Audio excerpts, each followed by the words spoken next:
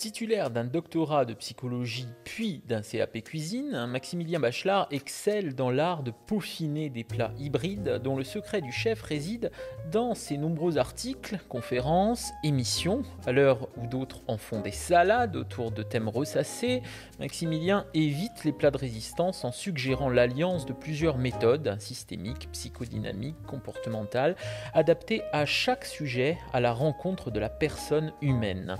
Maximilien, bonjour. Ma première question, en psychologie et en gastronomie, qu'est-ce que vous cuisinez avec le plus de plaisir ? Alors, je vais commencer sur la cuisine. J'ai des goûts un petit peu variés. On va dire que je vais aimer faire des pâtes italiennes, des arancini, refaire un bon plat que j'ai pu essayer de goûter, d'apprécier au restaurant, refaire vivre un vieux plat juif tunisien qui s'appelle la préla, qui est des épinards frits, qui fait prendre 20 kilos en un repas, mais c'est pas grave. Du saumon gravlax, des plats scandinaves. J'ai essayé une carbonade flamande il y a quelques semaines. J'aime beaucoup l'Asie aussi. Un bon poulet frit pimenté coréen, des rouleaux de printemps, des sushis, ce genre de choses. C'est très varié en fait. Non mais attendez, si vous êtes aussi gourmet en psychologie, vous êtes le phénix des hôtes de ces bois. Je ne sais pas tout faire non plus, mais du moment que ça tilte sur mon palais, il n'y a pas de problème. Voilà. D'accord. Et il peut y avoir un peu de tout, donc j'ai un peu l'habitude de sortir des frontières. On va dire que, en dehors de la cuisine moléculaire qui demande de la formation et du matériel, tout peut m'intéresser. A priori, tout peut m'intéresser. Voilà. Alors en revanche, quelle thérapie vous semble la plus indigeste ? Alors, j'ai envie de dire, une thérapie indigeste pour moi serait une thérapie où on y verrait trop de résistance chez le patient, qui pour moi par moment reflète surtout une persistance du thérapeute à vouloir faire céder quelque chose. Donc le plus indigeste pour moi, c'est le thérapeute qui utilise des méthodes, des outils afin d'éradiquer le plus rapidement possible un symptôme. Donc ça, c'est un risque assez important. Un clinicien, pour moi, se caractérise par plusieurs points. La première chose, c'est qu'il se réfère à des théories, à des modèles. Ensuite, il doit avoir une capacité à entrer en relation. Ensuite, il doit être là pour réussir à mettre en route un processus. Et dernière chose, et très importante, il doit pouvoir faire des allers-retours entre ce qu'il observe, venant de lui, venant de l'autre, intentionnellement ou pas, et ses théories. Donc il doit pouvoir faire des allers-retours. Le risque qu'on observe de plus en plus, c'est que les thérapeutes peuvent devenir, à l'image de notre société, un peu des machines à supprimer des symptômes. Les psychologues sont a priori moins enclins sur le papier à tomber là-dedans parce qu'ils s'intéressent à la dimension psychique, mais on a des thérapeutes qui se forment à beaucoup de choses dans l'idée de faire tomber, casser ces symptômes dont les patients leur font la commande, et là il peut y avoir un risque. Vous savez Voilà. ce que disait Agatha Christie à propos des romans qu'elle faisait ? Je suis devenue une industrie à faire des saucisses. Voilà, et donc je pense C'est ce qui guette certains psys. Oui, je pense que c'est ce qui guette certains psys, et c'est plus malheureux quand ça devient le travail du psychologue qui est censé avoir fait 5 années d'études et avoir une meilleure réflexion. Donc l'idée aussi, c'est de pouvoir, j'ai envie de dire, sortir d'une certaine obédience, soit théorique, trop flotteuse, soit une obédience, une obéissance à l'idée qu'il faudrait supprimer tout de suite. Voilà, il y a quelques auteurs qui ont parlé de ça. Il y a René Zazot notamment qui disait qu'il prenait les modèles théoriques pour des donneurs de leçons possibles. McDougall aussi disait que la théorie, ça avait une fonction thérapeutique pour le thérapeute, que ça lui permet de s'affilier à une famille. Ouais. Manoni aussi disait quelque chose d'intéressant. Elle disait que finalement, la théorie, ça pouvait nous empêcher de pleinement rencontrer l'autre. Et Erwin Yalom, que j'aime beaucoup, disait la thérapie que c'était humaniste. La thérapie plutôt existentielle. Existentielle, mais en tout cas, oui. Voilà, là on a brossé. Humaniste aussi. Mais humaniste aussi. Voilà. Ça va dans le même type d'approche. Erwin Yalom disait que c'était un rempart contre l'angoisse pour le thérapeute. Donc la théorie et les outils nous permettent de s'éloigner de cette sensation qu'on a tous en tant qu'être humain, c'est qu'on a horreur du vide. Et ça peut aussi traverser le thérapeute. Voilà. C'est comme ça que j'ai tendance à voir les choses. Bon, et vous, dans tout ça, dans ce restaurant chinois, quelle place vous avez, quelle place vous prenez ? Alors, déjà, j'adore la cuisine chinoise. Ouais. Vous n'avez rien contre les restaurants chinois ? Oui, ça pourrait presque être raciste. non, la cuisine chinoise est très bien. Ça peut être assimilé à un fast-food, mais bien au contraire, c'est une cuisine assez raffinée. Les gens parfois se disent que justement c'est un resto chinois, justement on peut y trouver tout et n'importe quoi. Moi j'ai tendance à dire que l'approche intégrative dont je parle n'est pas obligatoire déjà, pour commencer. Elle ne doit pas répondre simplement aux angoisses du thérapeute qui se met à faire tout et n'importe quoi, et elle doit surtout faire attention à quelque chose d'important, c'est de mettre à distance, d'annihiler les différences épistémologiques. L'inconscient de Jung, l'inconscient de Freud, l'inconscient d'Aaron Beck en TCC ou l'inconscient de Milton Erickson n'ont rien à voir. On est dans des réalités qui sont complètement différentes. Donc on ne peut pas tout mettre dans une boîte et secouer. Donc pour moi, ça c'est très important. Il faut savoir que j'ai rencontré beaucoup de thérapeutes radicalisés. J'ai eu cette chance-là de discuter avec des comportementalistes obtus ou des psychanalystes qui n'étaient pas sortis de leur école. Non, mais il faut dire une chose, Maximilien. Vous adorez déradicaliser les thérapeutes. Alors si j'arrive à les déradicaliser, mais il y a quelque chose qui est important dans le profil de ces thérapeutes que j'ai compris. Ça fait une quinzaine d'années que je discute avec beaucoup de monde et je me suis rendu compte qu'ils avaient un point commun, c'est radicalisé, c'est qu'ils ne connaissaient pas, ils n'avaient pas de culture de l'autre.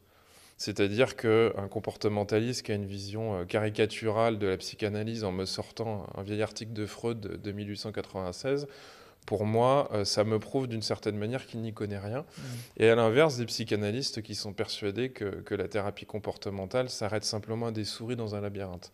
Donc on est dans des visions très caricaturales et c'est vrai que j'ai envie de dire... en dehors même de la thérapie, une façon de pouvoir se poser la question de la radicalisation, c'est de savoir qu'est-ce que vous critiquez. Est-ce que vous critiquez une caricature que vous avez à l'intérieur de vous ou est-ce que vous critiquez vraiment quelque chose de manière constructive? Donc l'approche intégrative, elle a aussi un intérêt, c'est d'avoir une culture de l'autre. Elle a l'intérêt de pouvoir dire ma pratique, ma théorie, mon outil ne peut pas tout régler, n'est pas l'alpha et l'oméga, ne peut pas être toute puissante. Donc elle a forcément des limites que je peux percevoir en me rendant compte que l'autre sait faire des choses que je ne peux pas faire. Mais dans le même temps, je vous rétorquerai que vous qui dites qu'il ne faut pas éradiquer les symptômes, pourquoi il faut éradiquer tous les clivages? Après tout, un psychanalyste a peut-être... voilà, ces psychanalystes dont vous parlez, alors peut-être c'est pas une radicalisation, c'est une forme de conviction. Alors oui, c'est une forme de conviction, mais j'ai envie de dire, quand les gens sont en difficulté, à un moment donné, on ne peut pas simplement être là pour représenter son courant ou pour essayer de faire triompher sa conviction.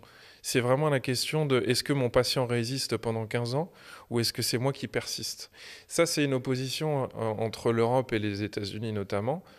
Les Européens sont beaucoup plus dogmatiques, essayent de créer des théories, et les Américains sont plus pragmatiques et essayent finalement de faire ce qui fonctionne.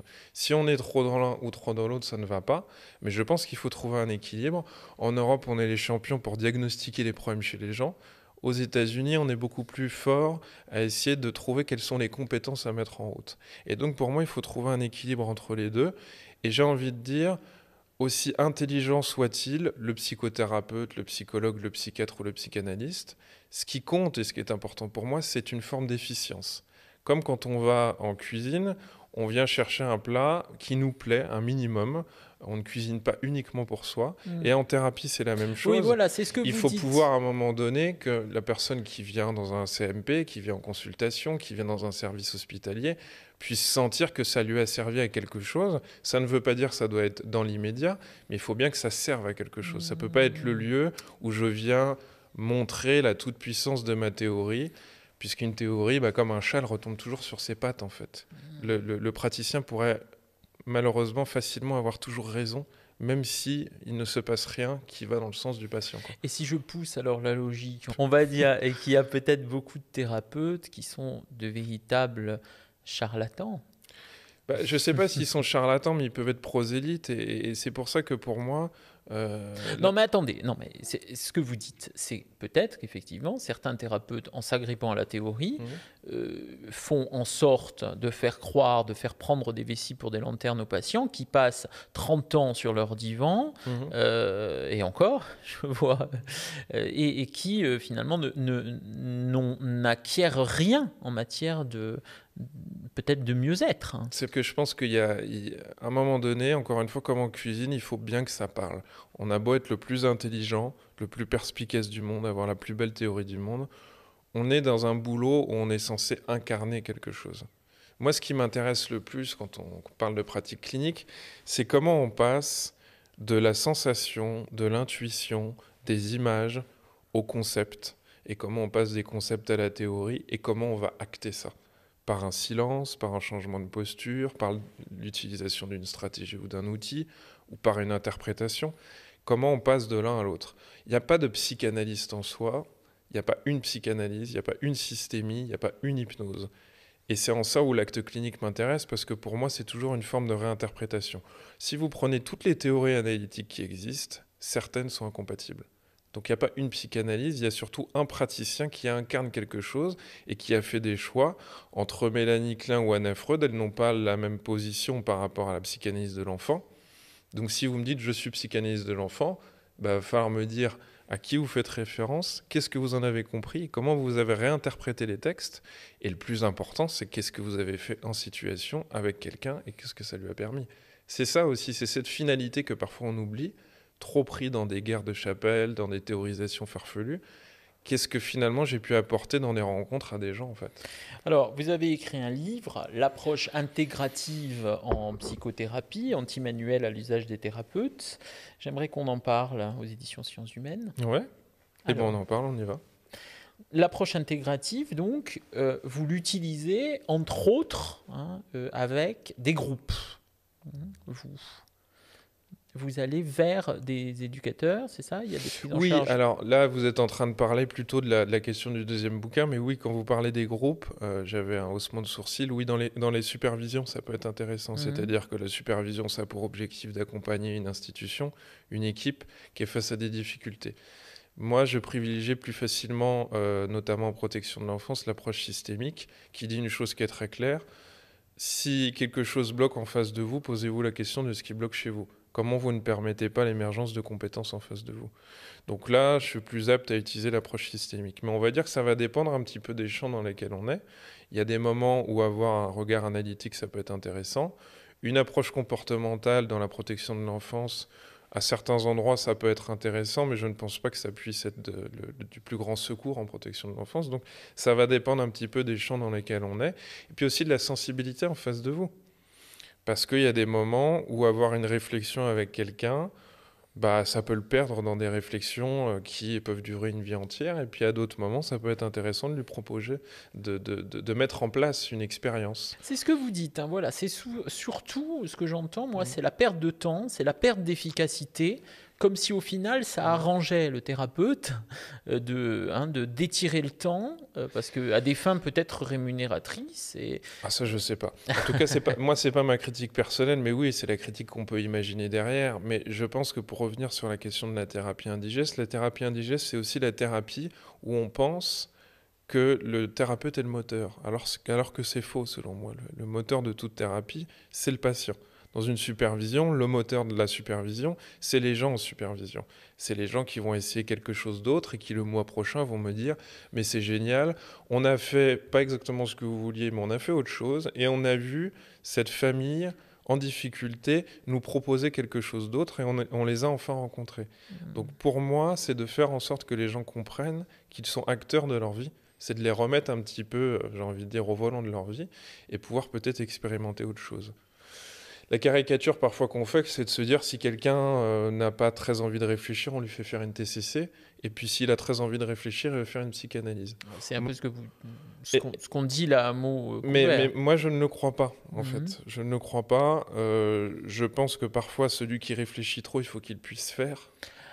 Et à celui qui ne veut pas, qui veut simplement avoir un outil clé en main, un mode d'emploi à mettre en place, il a peut-être à réfléchir. Donc c'est un peu plus intelligent, je pense. Ça vous est arrivé comme ça, d'avoir des patients? Mais régulièrement. Mais vous savez, quand les gens hyper intellectualisent pendant des années... Vous leur faire une TCC?